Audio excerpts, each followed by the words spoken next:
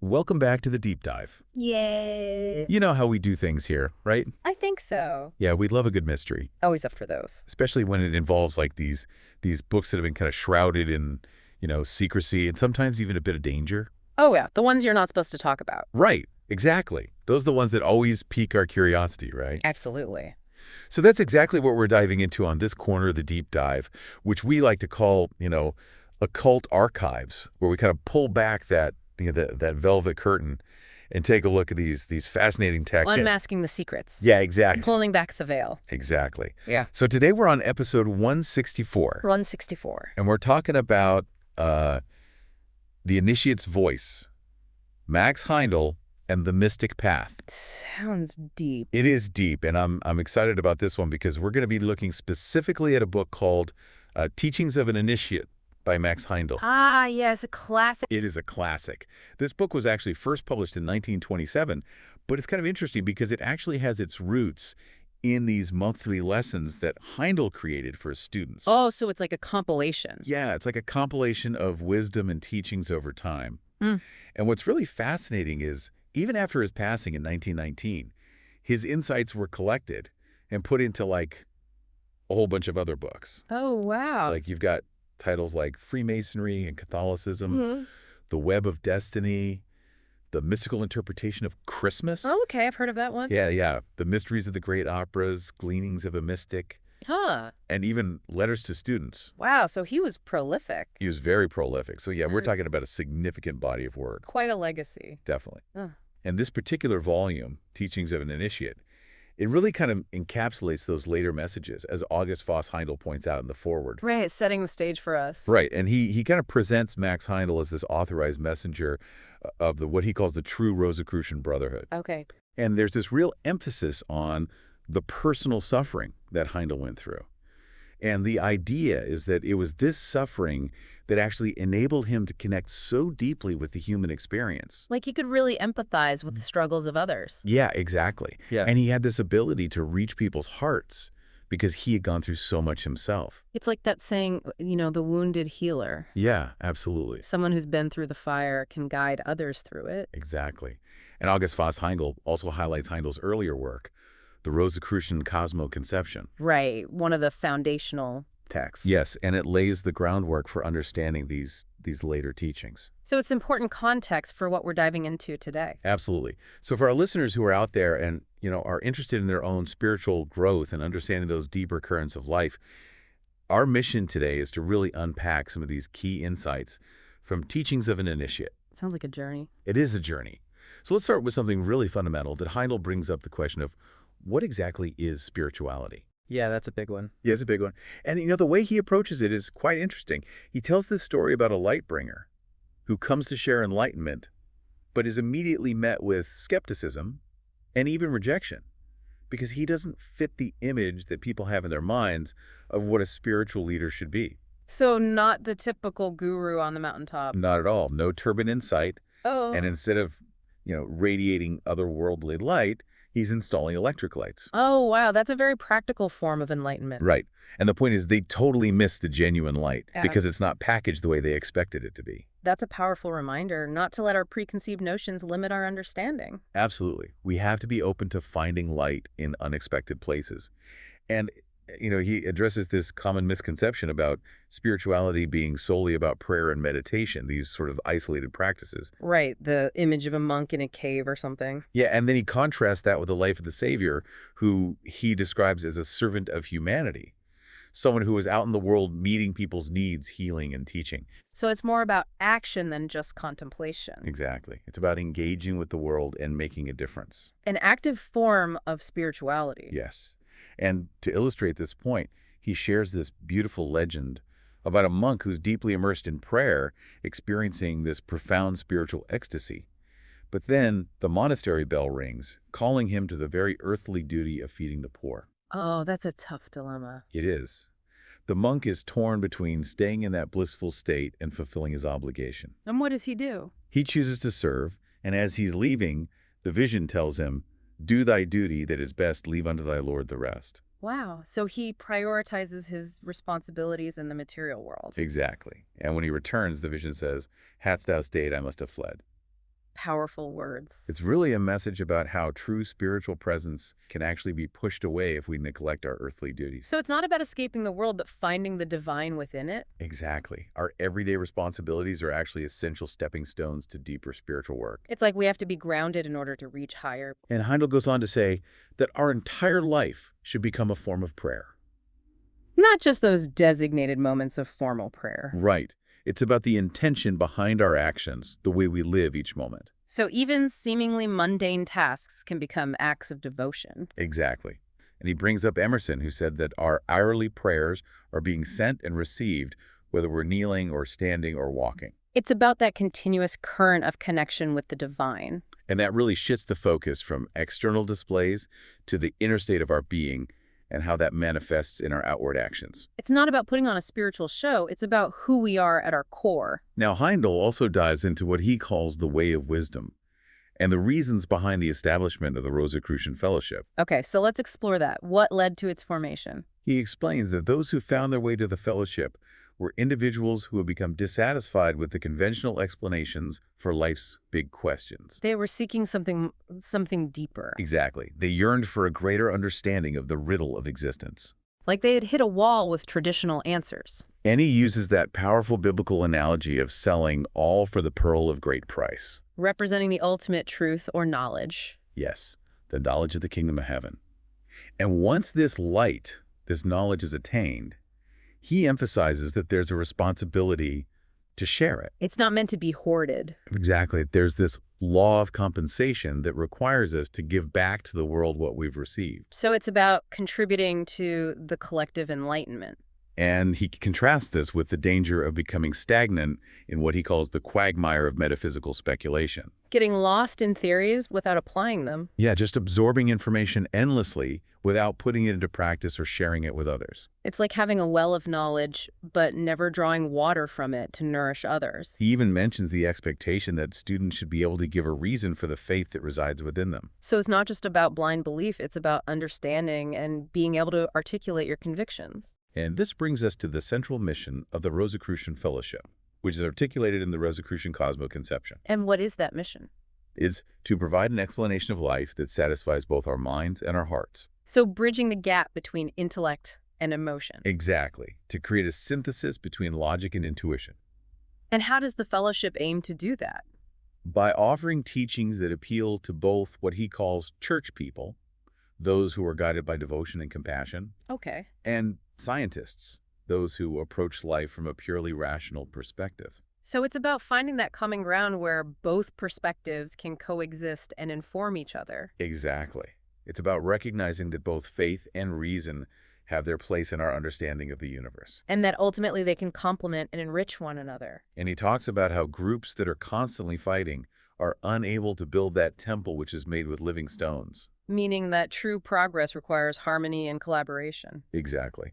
And he stresses the importance of not denouncing the beliefs of others. So fostering tolerance and understanding between different viewpoints. Yes, and allowing errors to naturally play out over time. Instead of engaging in endless debates and conflicts. And to further illustrate this point, he brings up the story of Solomon, who asked for wisdom and received not only that, but an abundance of other blessings as well. Oh, interesting. So wisdom is the key that unlocks everything else. Exactly.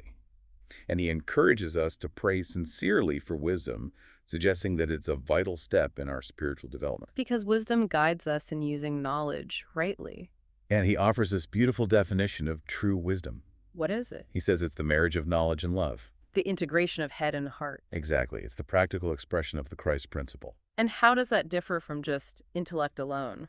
Well, he says that simply possessing information or being prudent or having good judgment without love to temper it can actually become a snare of evil. Oh, wow.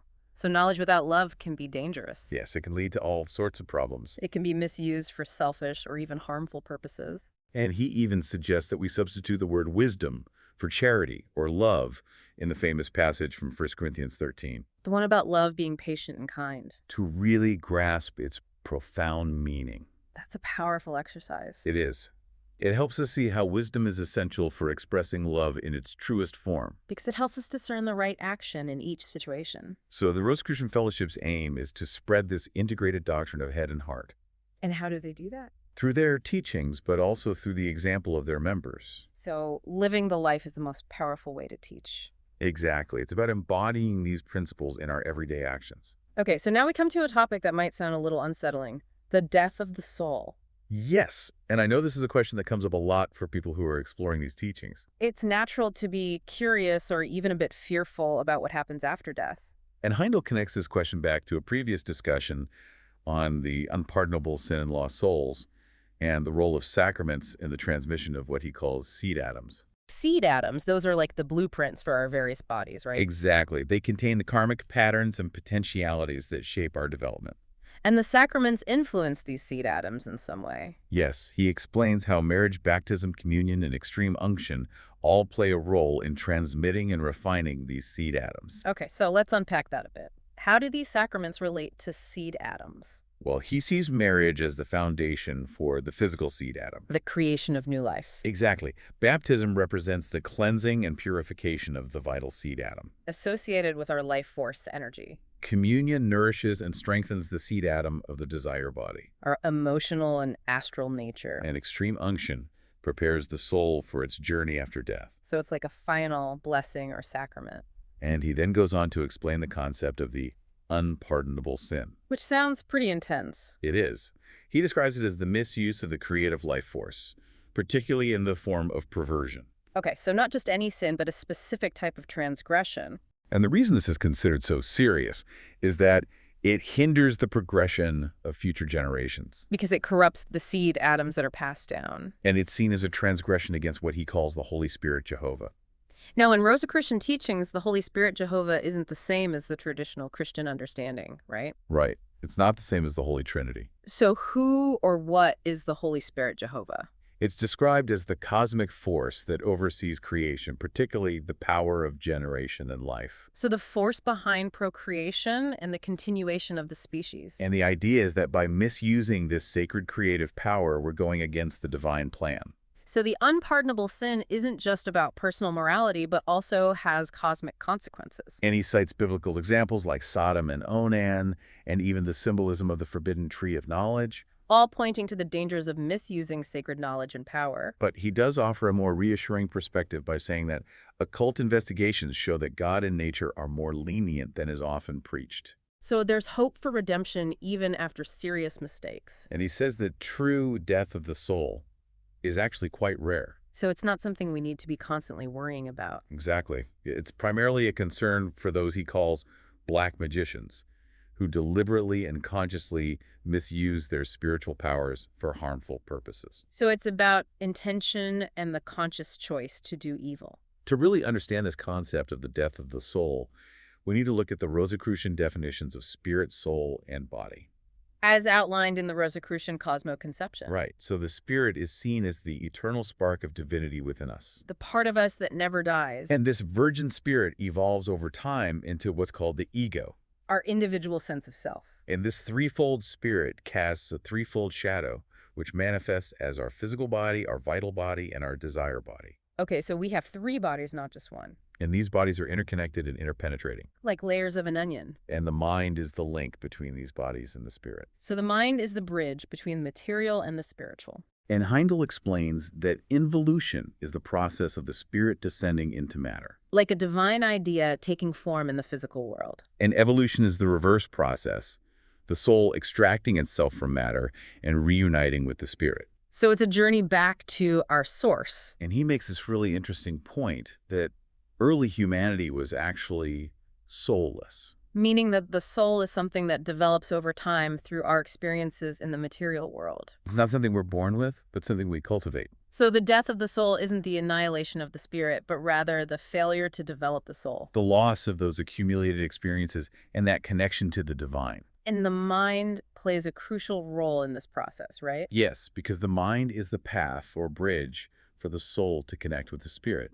So if we're overly focused on the material world, on the concerns of the personality, we're blocking that connection. He describes that as being carnally minded, living a life that's similar to that of animals without conscious awareness of the spirit. Just going through the motions of survival and instinct. But he also talks about a turning point when the yearnings of the spirit are felt. When we start to question the meaning of life and seek something more. And this is when the personality begins its ascent towards the higher self across that bridge of mind. So it's a conscious effort to elevate our consciousness. And this involves a metaphorical crucifixion of the lower desires of the body. So letting go of our attachment to material things and selfish desires. In order to liberate the soul and facilitate its union with the threefold spirit or the higher self. It's a process of purification and transformation. But he also warns about the opposite possibility.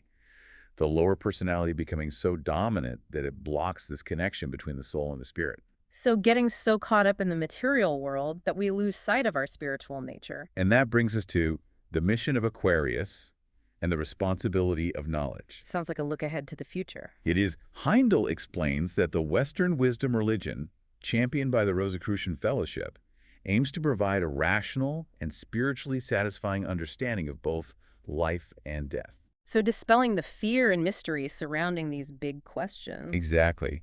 And one of the key ideas is that just as we've evolved 5 senses to perceive the physical dimension, Sight, hearing, touch, taste, smell. we will eventually evolve another sense that will enable us to perceive the etheric realm. The realm of subtle energies that interpenetrates the physical world. And he suggests that we'll be able to see and interact with loved ones who have passed on.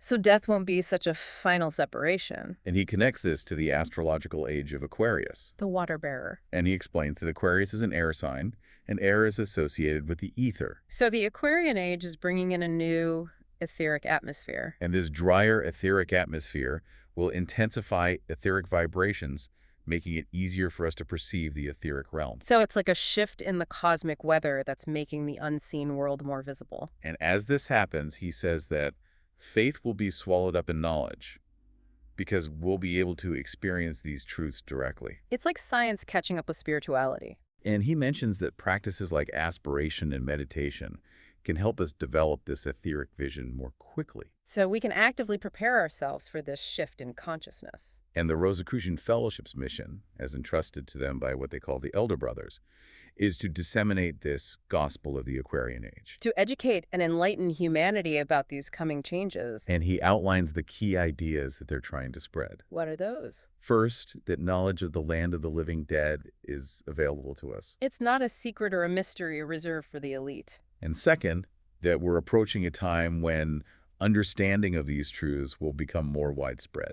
So it's like a collective awakening is on the horizon. And third, that by seeking knowledge about the post-mortem existence, we can accelerate our own understanding and alleviate the fear and disbelief surrounding it. So it's about empowering ourselves with knowledge. But he also emphasizes the responsibility that comes with this knowledge. The idea that to whom much is given, much shall be required. So we have a duty to use this knowledge wisely and to share it with others. It's not just for personal gain, but for the benefit of all. Now let's move on to the esoteric significance of Easter and the inception of the Rosicrucian philosophy. Okay, so now we're getting into the history and origins of these teachings. Heindel starts by describing the annual cycle marked by the vernal equinox and Easter, which symbolizes the ascent of what he calls the cosmic Christ ray. So it's not just a Christian holiday, but has a deeper cosmic meaning. Exactly. And this cosmic Christ ray is a wave of spiritual energy that emanates throughout our solar system. It's like a surge of divine light and love. And he explains that there's this interplay between spiritual influx during winter and spring and material growth in summer and autumn. So it's like a cosmic breath in and out. And this rhythm affects not only the natural world, but also human desires and activities. So we're all connected to this cosmic cycle, even if we're not aware of it. And he draws this really interesting parallel between the apostles' feelings of loss after Christ's ascension and the sense of emptiness that we might feel after the fall of the Christ ray following Easter. It's like a spiritual withdrawal. And he warns against becoming too detached or otherworldly during this time. So not getting lost in dreams or neglecting our earthly responsibilities. He reminds us that we need to stay grounded and engaged in the world. Even when we're feeling a bit lost or spiritually depleted. And he contrasts the miser who hoards material wealth with those who hoard knowledge. Again, emphasizing the importance of sharing what we've learned. It's our duty to spread the light and not keep it to ourselves. And to illustrate this point, he shares his own personal experience as the final test before receiving the Rosicrucian teachings. So this is how he became the messenger for these teachings. Right, tell me about it. He talks about how he was disappointed with a previous spiritual teacher, and then unexpectedly met his new teacher. It's like a divine appointment. And at first he was skeptical, but the answers he received were so logical and comprehensive that he was eventually convinced. So he was thoroughly tested before being entrusted with this knowledge. And this leads to the assertion that the Rosicrucian order possesses a complete solution to the riddle of the universe. A comprehensive understanding of life and the cosmos? And finally, we come to a scientific method of soul unfoldment. So this is where the rubber meets the road. How do we apply these teachings to our own lives? Heindel uses this analogy of a crude water mill compared to the power of electricity. So one is inefficient and limited, the other is powerful and versatile. And he says that the Rosicrucians have developed a scientific method for accelerating our spiritual development. So speeding up the process of evolution. And this method is based on studying the natural unfolding of soul power, both in the physical world and in the afterlife. So observing how the soul grows and evolves over time. And they also draw wisdom from ancient symbols like the tabernacle in the wilderness. Which contains hidden esoteric knowledge. And the cornerstone of this method is retrospection. What is that? It's the practice of reviewing the events of the day in reverse order before going to sleep. So mentally retracing your steps. And he emphasizes that it can't just be a superficial review. It has to be deep and honest. He connects it to the altar of burnt offerings in the tabernacle, where sacrifices were rubbed with salt and consumed by fire. Symbolizing the purification process. And he says that we need to experience the salt and the fire of remorse for any wrongdoings we've committed. So facing our mistakes head on and feeling genuine regret. And this is what cleanses the seed atom in the heart center. So it's about purifying our emotional and spiritual core. And he outlines the benefits of consistent retrospection. What are those? It cleanses the soul daily, erases past misdeeds, and can lead to greater freedom in the invisible world after death. So it's like a spiritual spring cleaning. And it can even help us bypass a lengthy experience in purgatory. By purifying ourselves while we're still alive. And he contrasts the limitations of earthly life with the freedom we have in the desire world after death. Where we don't need to eat, sleep, or worry about material things. And he says that we can continue to serve humanity in the afterlife, and that this service actually leads to greater soul growth than many ordinary lives. So it's not the end, but a continuation of our spiritual journey. And he emphasizes that the Rosicrucian method of soul unfoldment is safe and beneficial. Unlike some other spiritual practices that can be risky. So it's a path that anyone can follow without fear of harm. So a key takeaway from our exploration of teachings of an initiate is that spiritual growth is not just about believing certain things. It's about living a life of service and consciously working on ourselves. It's about aligning our actions with our ideals. And bridging the gap between our inner and outer worlds. And this brings us to a question for our listeners. What if you were to try incorporating this practice of daily retrospection into your own life? As outlined by Heindel, How might it change your perspective and accelerate your own spiritual growth? what insights might you gain by looking back on your day with honesty and a willingness to learn from your mistakes? It's an invitation to transform each day into a journey of self-discovery and spiritual awareness. And for those who are intrigued by these ideas, we encourage you to explore Max Heindel's writings and the Rosicrucian teachings. There's a wealth of knowledge and wisdom to be found there. And a unique perspective on the mysteries of life and the cosmos. So thank you for joining us on this deep dive into the teachings of an initiate. And until next time, keep seeking. Keep seeking the light. And keep diving deep. We'll see you on the next episode of The Deep Dive. Take care.